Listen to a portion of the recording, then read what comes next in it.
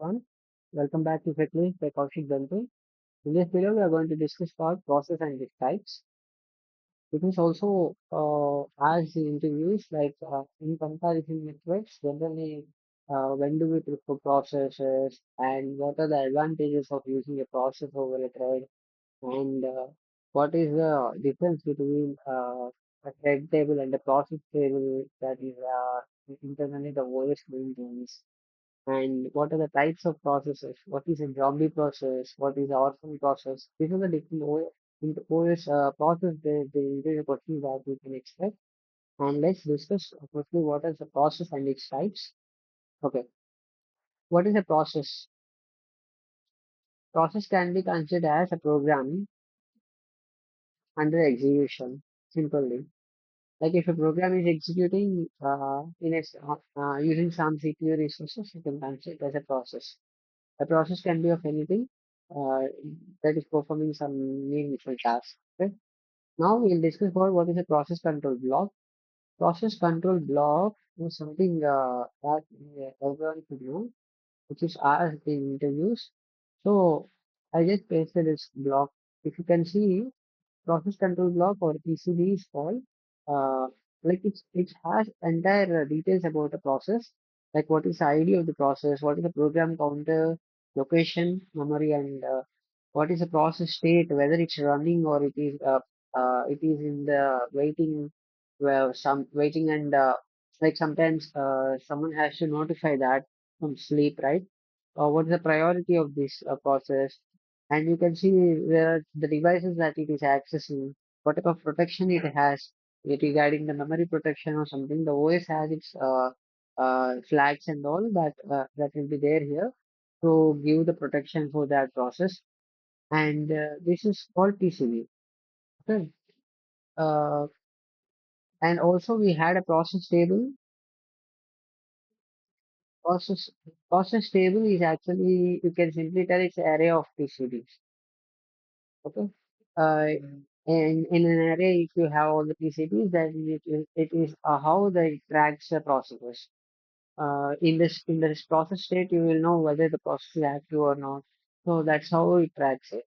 And we know the switching of the process requires the OS.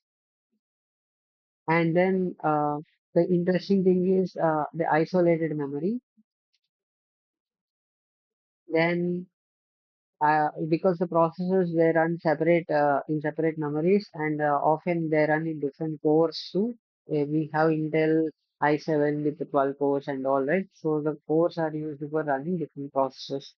Okay, that's how the processes are maintained by the OS. And if one blocks, the other will not block. One block, others won't affect. Okay,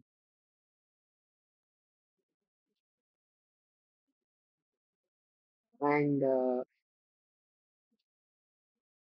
communication, regarding communication in threads video, we discussed like communication is little less efficient than threads because threads are at the same location, so they have faster communications. But this has been in different memory location, and there are certain procedures we should follow to make inter-process communication. We call it as ICP. IPC. IPC is an important topic in project. Okay. Now let's quickly jump into what are the types of process. We had a zombie process. I'll tell you some scenarios I face in real time, like about these processes and the interview questions that they asked me at the end. We had a zombie process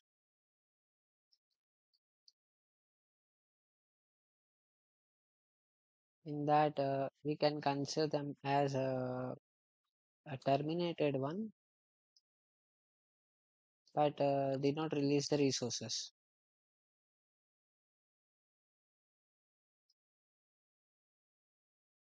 Such processes can be considered as zombie processes, like just like the zombie, they do not release the human rights in that way. And we had orphan process, Or as the name suggests, like the one without parent can be considered as orphan process. Like if the parent got terminated before itself, releasing all the resources and all, but the child got stuck in the memory or in the execution, then we can consider that process as an orphan. We have to be careful while killing these processes using the Linux or Windows commands. Based on the process ID, we kill them, and we should ensure we should not kill the critical processes. And now let's discuss about some inter-process communication, which is one of the important interview based question. Like for suppose if there is one process running in one CPU core, another process running in another CPU core, how do you communicate with each other? There are several approaches to do that. One is the pipes. The pipes are actually unidirectional, and what are the process message you send, they get to the other one. And we had named files, like there are advantage of like FIFO files we call. There are several other named files and approaches. What happens is they open a file in the file system using synchronization. One process writes in that and the other reads that. This file being the common resource. And we had message queues. Queues are actually thread shapes, especially the priority queues. Uh, because they had a priority, and the handling was written very synchronously. So that's how they are famous in inter-process communication. And we had sockets, other ways. And when I was telling these all different approaches, and the interviewer asked me, "You're missing very important one and the very basic one. Think and tell that." He was expecting that to be told at first place. That is the shared memory. Shared memory is what we had in our syllabus too, like in the CSC syllabus, like the two threads have a shared memory. It's the fastest inter-process communication way, and also they sometimes take the support of kernel, and in kernel space, kernel memory also we can use and then communicate. Shared memory is a basic inter-process communication. And we had a minimal communication, like for suppose if the process is waiting, giving a signal that your time is over, you can enter critical section, or telling it something, just notifying it is also a kind of communication by one process done to other, right? So it can be done using signal. Semaphores are the one which is using synchronization, right? We'll discuss about this all in detail, the synchronization and all the semaphores and all. What the semaphore do is it tracks what other resources has. So it will tell whether the resource is free or not. So that is also one thread telling the other one, right? So it can be considered as a minimal communication medium for one process to another process. And the other possible interview questions are like they may ask what is PCB, or how do OS track the processes. You can tell it will use an array of PCBs and then track them. And they may ask when do you use a process and when do you use a thread.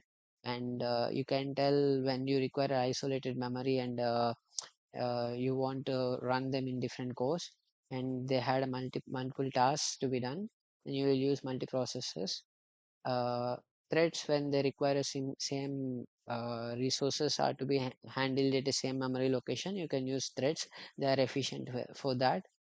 And regarding OS intervention, for the processes, the OS involves more in switching and all purposes, but in threading, the OS involves less. And that's all. Like I you can check the link in the description for the other interview questions. Thank you.